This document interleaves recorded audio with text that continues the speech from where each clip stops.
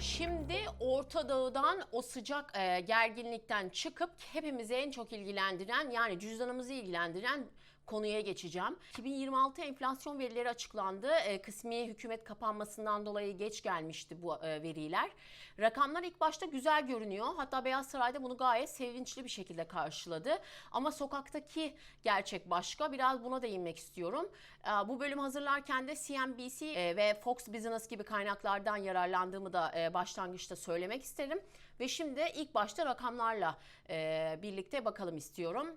Bu istatistiklerde tüketici fiyat endeksi, yani enflasyon dediğimiz, yıllık bazda %2.4 seviyesine geriledi. Beklenti ise 2.5'ti. Bu rakam ekonomistlerin beklentilerinin biraz altında kaldı ve son 5 yılın en düşük enflasyonlarından biri olarak kaydedildi. Çekirdek enflasyon, yani gıda ve enerji harcı tutularak hesaplanan rakam ise yıllık 2.5'te kaldı. Bu da Federal Rezerv'in %2'lik hedefine iyice yaklaştığını gösteriyor. CNBC'nin analizine göre de bu veriler piyasalarda olumlu karşılandı ve Dow ve S&P endeksleri günü hafif yükselişle kapattı diyebiliriz. Fakat buradaki kritik mesele enflasyonun düşmesi fiyatların etiketlerinin altına indiği değil, yavaşladığı anlamına geliyor.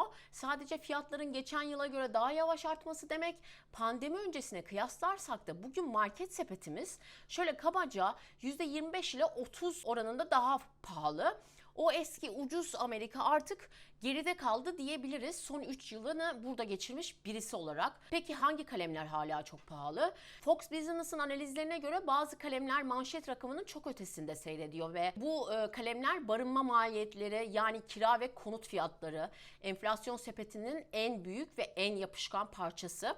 Yapışkanlıktan kastımız da kolay kolay fiyatların inmediğinden bahsediyoruz. Yıllık bazda %3 civarında artış gösteriyor. Bu bütçelerin en büyük yükü olmaya da devam ediyor. Yani harcadığımız maaşımızın çoğu bu kalemlere harcanıyor diyebiliriz. Enerji tarafında ise birazcık karışık durumlar. Çünkü benzin fiyatları son aylarda biraz gevşedi gibi gözüküyor. Ama doğalgaz ve elektrik faturaları kış mevsimi etkisiyle hala yüksek.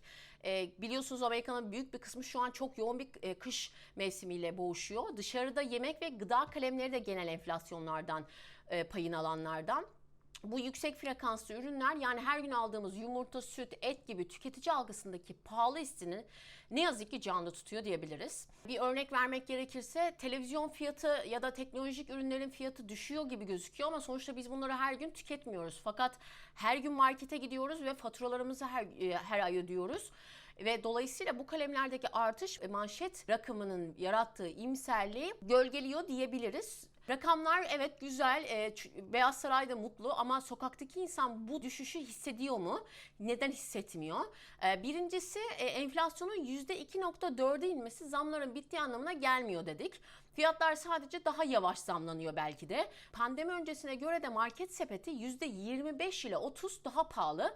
Bu farkı da kasada herkes ödeme yaparken hissediyor haliyle. Diğer ikinci madde ise her gün aldığımız ürünlerdeki artış. Kahve, et, süt gibi bahsettiğim kalemlerde yıllık %10 ile 20 bandında bir artış var ve bunu Fox Business'ta şöyle tanımlıyor: gerçek hayatta hissedilen enflasyon nedir diye tanımlıyorlar. Üçüncüsü de gelirin %40'ının kiraya, %10 ile 15'i de faturalara gitmesi.